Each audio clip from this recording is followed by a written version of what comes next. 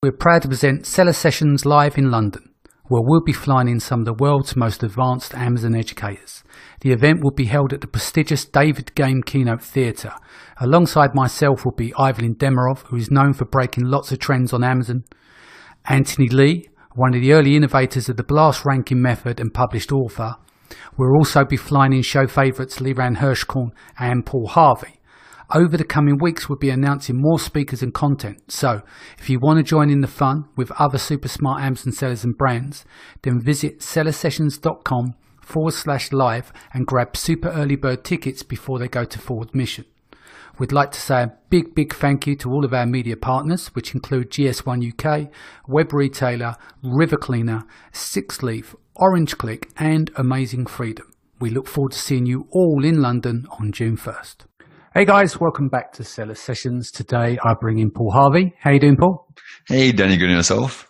Yeah, good. I thought we'd experiment with some ideas with the show because we covered the brand analytics. I think it was last week. Depends on when the show was published, but we covered brand analytics and it was kind of a walkthrough, and I think that went down well with the audience. So, as I said, thought we'd get you in and do some more Facebook-based stuff. Cool. Obviously, people can't see what's going on the screen, but hopefully, with how we will explain it and go through stuff, it'd be good enough. And utilising the show notes, which we do in bullet points as well, they'll be able to follow along and implement this onto their own campaign. So what are we going to do today? So cool. So today the first thing, we're going to look at setting up our Facebook pixel and how to then create an ad, audiences based on that pixel. Yeah, cool. So we've done a show before about training the pixel. So you can revert back to the show notes on that. But obviously today is that setup procedure. So do you want to get underway and just give us a walkthrough? Cool. So basically is that when you set up your pixel, a lot of people get really confused about this because Facebook throws a whole bunch of pop-ups and questions that make you feel like, wow, I need to be a developer. But not so. But pretty much all you need to do is go to business.facebook.com, and once you've logged in there, look at the drop-down menu and click on pixels. Then just make sure, because in my accounts, I have like about 40 different ad accounts. So make sure you select the right ad accounts and then make sure that's under pixel. And then you'll see a menu pop up saying set up pixel. And once you do that, this next part is where everyone really gets confused, is that you see a pop-up screen that will say, do you want to connect to a partner platform? Do you want to manually install the pixel? Or do you want to email the instructions to the developer? I don't know why Facebook makes it so hard. You don't really have to worry about this, especially as most Amazon sellers are already using WooCommerce or Shopify, and you don't need to install the pixel on those sites.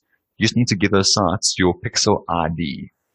So a lot of the stuff you don't need to do, but when you get to the screen, just click on manually install pixel yourself. And then you're going to get a page with a whole bunch of jargon and coding. Ignore that, just say continue. So that's basically to install the pixel, so you can give that to your developer, or you can do that to put in the header of the website, yeah? Perfect, yeah. Cool. Then now once you've done that, the pixel is then pretty much ready to go, and then it tells you what events of the pixel you want to track. So the pixel has an events code, and that events can be add to cart, purchase, start trial.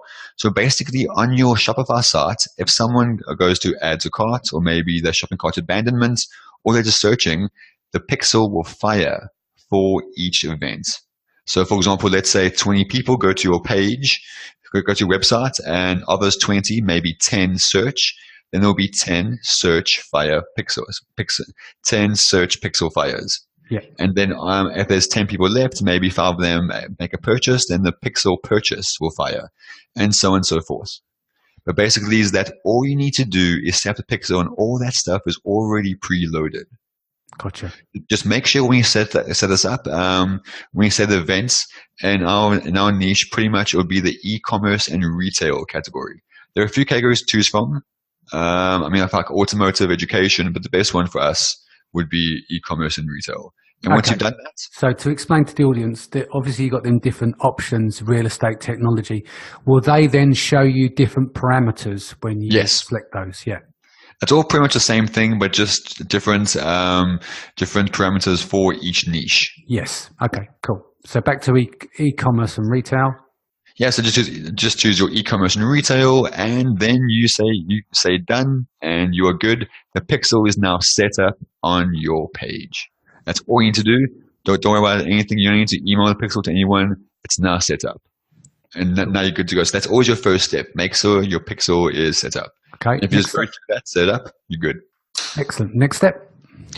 Cool. So now that that's set up, we need to go ahead and create our audiences. So in the drop-down box, and that's in business.facebook.com, you're going to look for audiences. And once you're there, you probably won't see anything because you still need to set up your audience. But once you have that, once you're on that page where you're setting up the audience, you're going to click on Create Custom Audience. So then you can click, once you're in your audiences tab, you will click on create audience. And there's two options. There's like a custom audience or a lookalike audience. Lookalike audience we'll discuss a little bit later. But for now, just click on custom audience. And now you can see a pop-up window appear. And this is quite important because there's a whole bunch of audiences we can now create. And a lot of people aren't actually aware of how much we can do. So the first option I give you is that they say, do you want to create a customer file? A customer file is basically if you have a customer's email addresses or details, you put it into an Excel spreadsheet and upload to Facebook, and Facebook will then create an audience based on those people. Gotcha. What you could do as well, maybe you have a whole bunch of orders on your website, take those order details and then create an audience of that, or even maybe you could download your orders from Amazon and then create a custom audience based on that audience from Amazon. But bear in mind, though, is that Facebook has to match those people.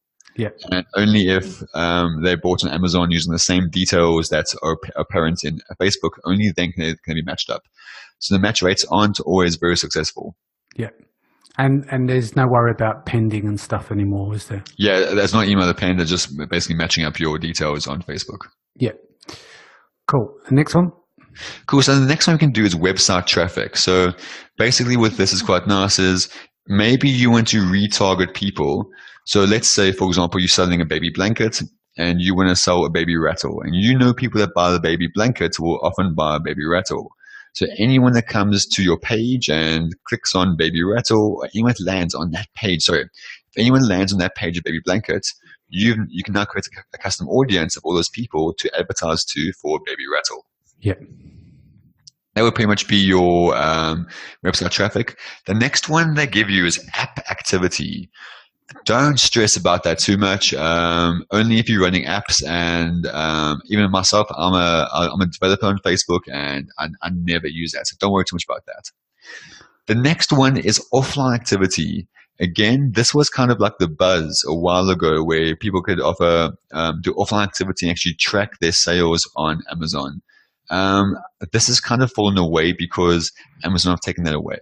So don't worry about offline activity, but the next one I really want you to focus on is the one called engagement. Now, when you say engagement, it's all the engagement on your Facebook ad. So there's a video, there's lead form, full screen experience, Facebook pages, there's a whole bunch of stuff here. But what you go for is just 80-20, the things that are best for you. First of all, video. So you're going to now create an audience of everyone that's watched a video. And you can decide if it's people that have watched 3 seconds, 10 seconds, a quarter of your video, or 75%. There are a lot of stats that you choose from. So you can now remarket to people that have watched like 75% of your video, or maybe all of it, or whichever. And that's basically really good because right now, all my ads I'm running are purely video ads because video is just crushing it. And when I say video, people think, okay, that's going to be a lot of work. Not at all. Just create a quick slideshow video. You can do it on Facebook in a matter of seconds. Gotcha. But then that's the video one. The next one, lead form. Don't worry. No one really does lead forms. What they do, but explain why. Because a lot of problem with the lead form is that they're basically auto completing your Facebook or the customer's Facebook email address, and that's normally either a throwaway email address or it's not been used in years as well, isn't it? So while leads are cheap, they're not always good to follow up on. You can get a bit of rogue data in there, can't you? 100% is that I just haven't found really good results with that. So I don't even bother with lead form. And the next one also is full screen experience. That's this cool Facebook feature where someone clicks on your ad and it takes over the whole screen, or maybe on desktop or mobile, and it looks really cool. It does, honestly, don't stress about that. That's only for really, really advanced strategies. And even then, I mean, I rarely ever use it, so I don't even bother. Yeah. The next one is the Facebook page option. Now that's really good because that gives you an option of everyone that's engaged in your page. So it can be anyone maybe that's visited your page or clicked on a post or an ad or a call to action button, any type of stuff. Even if they just send your page a message, that counts as page engagements. So now you can create an audience of everyone create an audience of everyone that's actually engaged with your page at any level. Yeah. And then the next one is the Instagram business profile. Again, that's really, really good, but you have to connect your Instagram accounts to your Facebook business profile. Very easy, as long as you're using the same login details, it'll be there. And the last one is the event. I don't worry too much about this because basically the events are pretty much like live events, and maybe we're holding like a Facebook live call with people and stuff. I don't worry too much about live events. So in summary, the only ones I focus on for page engagement are video and the Facebook page. That's it. Those only two things. And that is the best two things to target based on your Facebook page engagement. Cool. Then actually, that's about it. Those are all the elements in the custom audience. Right. Excellent. So we pretty much covered everything here. Obviously, this is the main part for covering of setting up the pixel. So we've covered the creating the pixel, the audience and everything. So what's the key takeaways from this? Key takeaway, step 1, set up the pixel. It should take you just minutes. Step 2, go ahead right now and create audiences of people that have viewed your videos, engaged with your page. And then a nice thing about that is that if you set up that audience now, if anyone engages with your page in the future, they will still be added to the audience. So audience will grow and grow and grow the more people interact with your page, ads, messages, whichever. So create those two audiences, page engagement and videos, and website traffic if you have authority websites and you have a lot of traffic on your website. Cool. What's the best way that people can reach you? Of course, the best way to reach out to me is jumping on my website, which is epsiloneCommerce.com. Sounds good. Guys, thanks for joining us. Remember, Paul will be at Seller Sessions live in London. You can still get tickets at sellersessions.com/live. I'll see you again in the next few days. Take care.